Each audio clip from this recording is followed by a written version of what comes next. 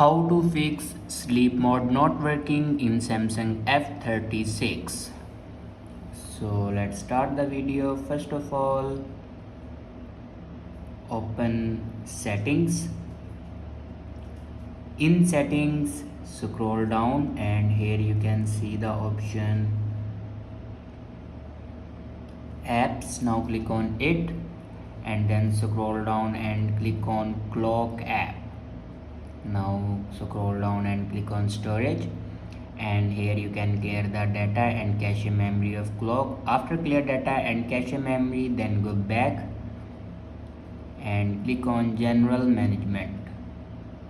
Now scroll down and click on reset and then click on reset all settings.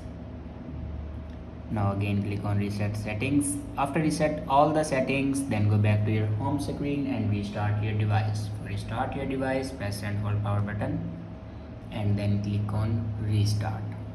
After restart your device, your problem will be fixed. I hope this video is helpful for you. Thanks for watching.